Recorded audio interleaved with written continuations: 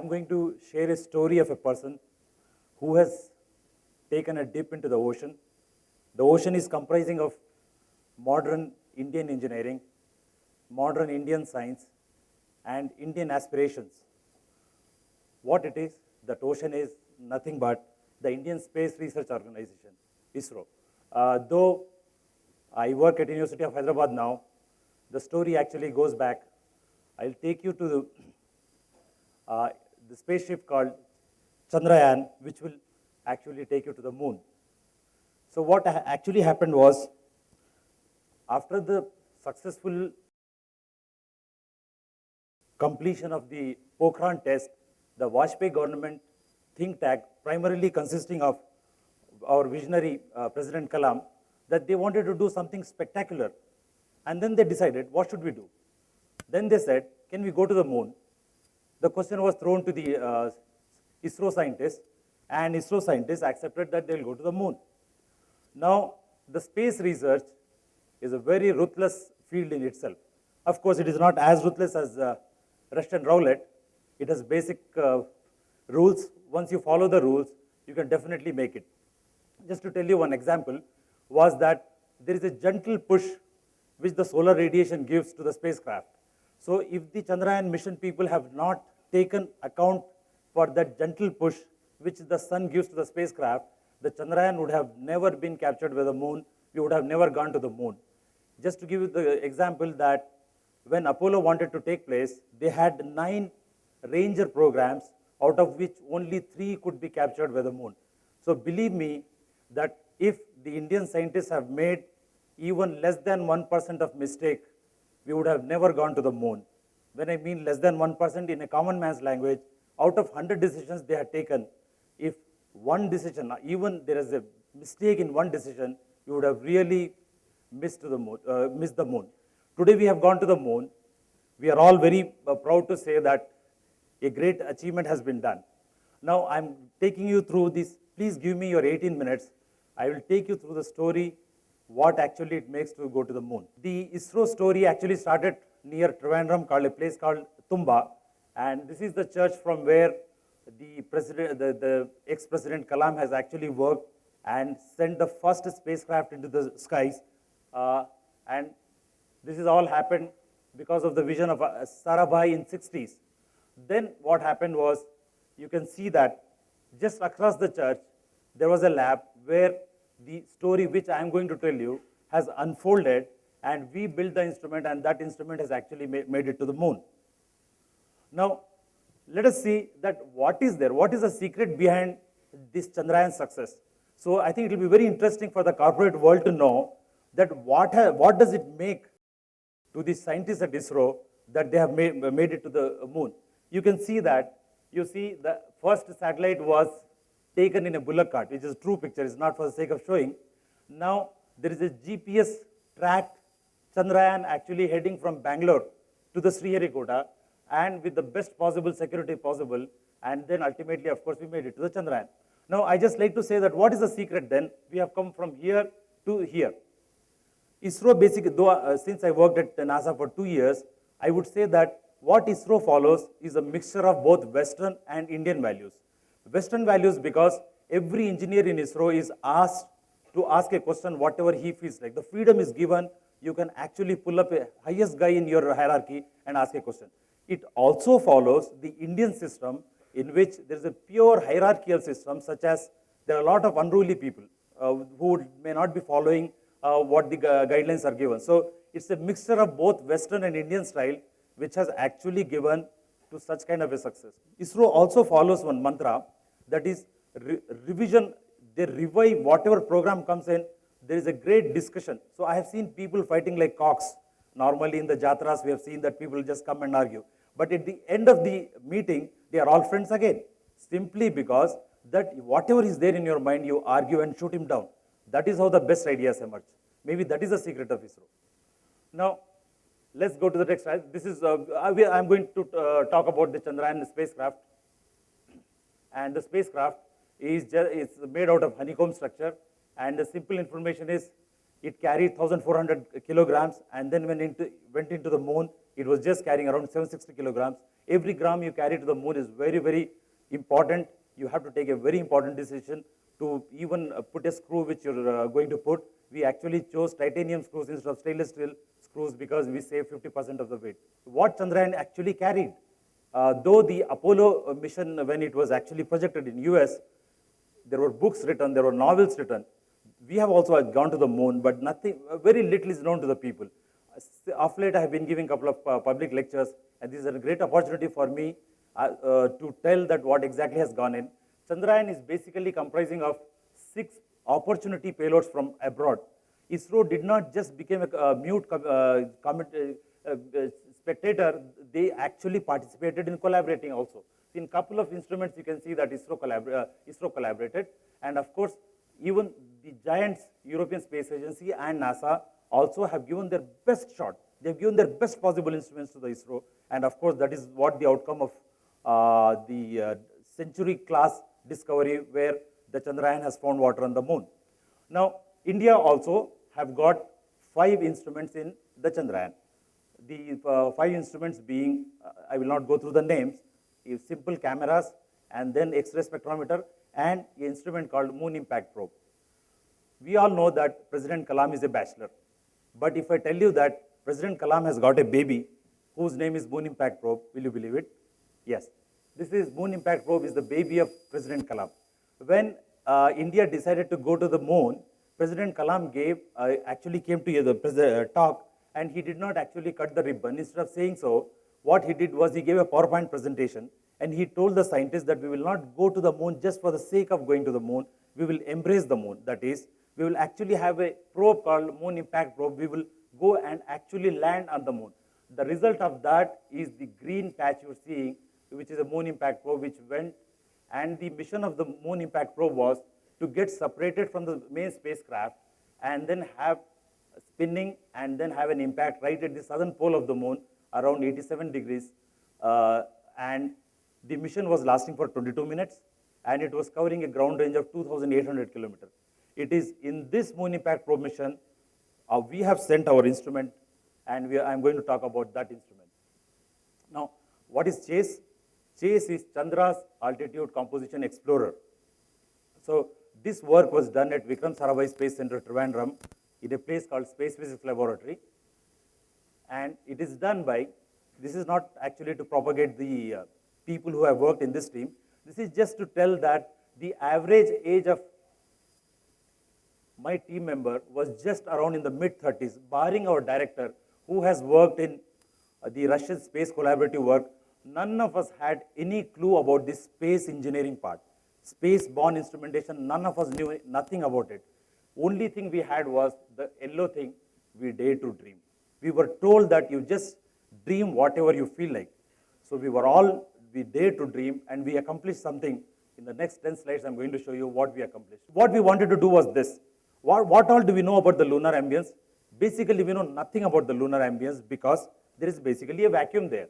If you see there, we are actually having a pressure of 760 torr, whereas in on the moon, there's 10 raised to minus 10 torr. We have a particle density of 10 raised to 19 particles we are actually taking in and taking out. On the moon, we have only 10 raised to 5 particles. So there is a 14 order of difference in the particle density. That is, what we wanted to actually see is if you want to sample the lunar ambience, it's almost amounts to weighing few liters of water from Pacific Ocean. You have to develop an instrument which, in technical jargon, if I want to use, a mass analyzer which can measure 10 raised to minus 10 torr. That was a challenge. Now, why we want to do this? We wanted to do this because if you actually sample the lunar ambience, you will be able to say what is the origin of the moon.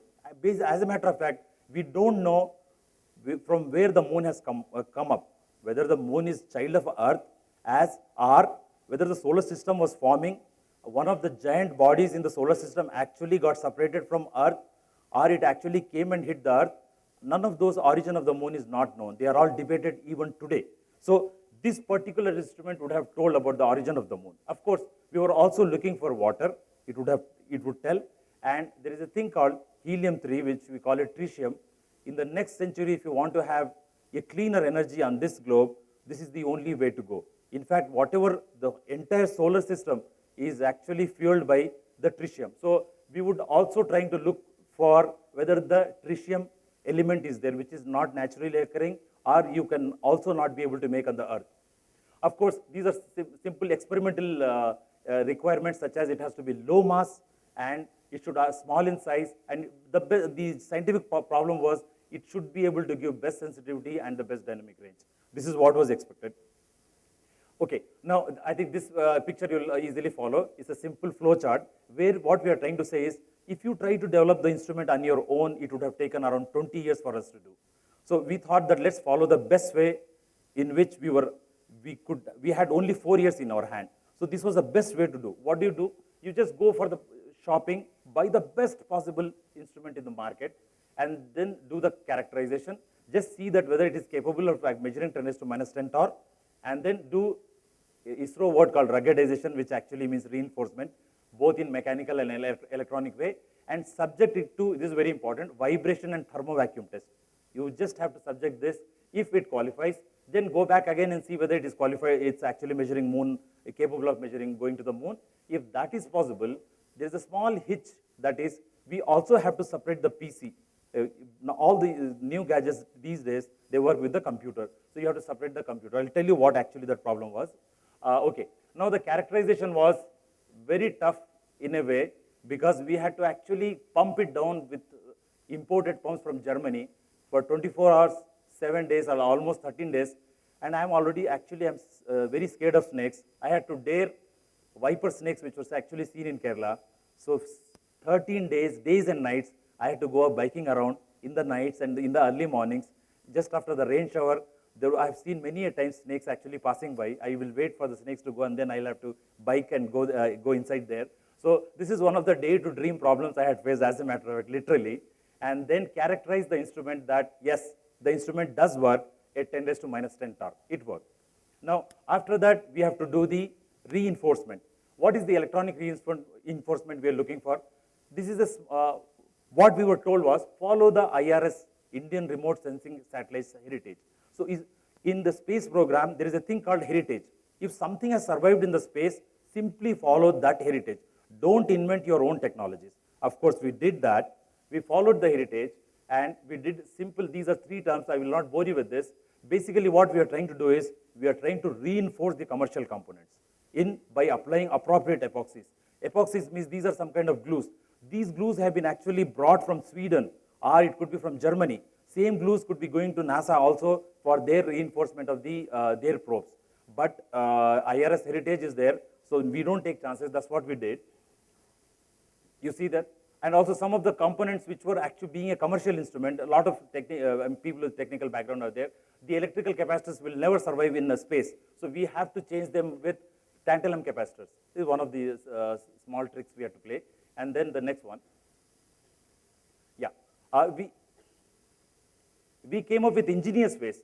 We found state-of-the-art cameras. ISRO is a treasure of instruments. So in one of those instruments, we found one IR camera and tried to find out that where are the weak points. If you just power it up, there are a lot of weak points which will be picked up your state-of-the-art IR camera, worth a few crores, as a matter of fact. So we found out that what are those hotspots? All those hotspots which would not have survived in the moon environment, we have replaced them with the space-grade components. You may ask back me a question that why don't you replace all the components? Well, it is not possible. Again, as being a specialist, you know that every component has got its own tolerance power. So if I change a component of 5% tolerance with a 10% tolerance, the instrumental parameters will never come back to me. It's a technical problem, but I thought it will be worthwhile to tell you. So we followed the heritage, simple techniques, whatever has been followed. Yes, instrument which we bought from here would end up having glued and very nicely packed at the end. Now, mechanical reinforcement.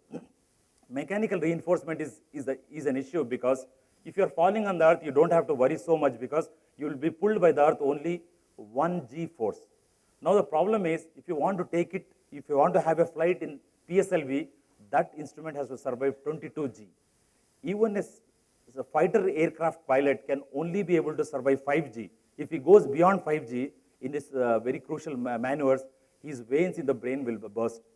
The baby which we were developing, that has to survive 22 G. That was a big problem. It is a big challenge, as a matter of fact. Now what we did was, Mechanical engineers will know the word called ANSYS. Finite element methods will actually tell you what is the best way you can actually reinforce the instrument. There are courses available. Of course, ISRO has got its own course. So the ISRO course were also run. And to our surprise, we found out that we don't even have a drawing of the instrument we bought. It looks very silly to you, but if you work in ISRO, ISRO actually comes under the Department of Commerce of US banned list of centers because we may actually make the rocketry which can actually transfer to mass destruction equipment. Of course, our aim was not at all to do so. We were doing something purely different, but you have to pay a price if you work in ISRO. That's what we did. And we used the instrument, again from the treasury of ISRO, that there was an instrument from Switzerland. They bought it by paying crores of rupees. It will give you actual 3D profiling by micron accuracy. You take this remote, they will give you with micron accuracy what is the total profile of this instrument. Like that, they have a capacity to do so. We found the drawing, and that drawing was given to the program, and we could actually see what is the best way to reinforcement. So the reinforcement is basically to have some support. Why we need reinforcement? You just see how shabbily the commercial instrument has been built. There is no way that this instrument will survive 22 G force, which PSLV will actually impart. So see, all these were there. So the program actually told us that use all these subsidiary reinforcing components. And what are those components? I will show you. These are the components. Just see, this component is made out of machinable ceramic from Dow Corning.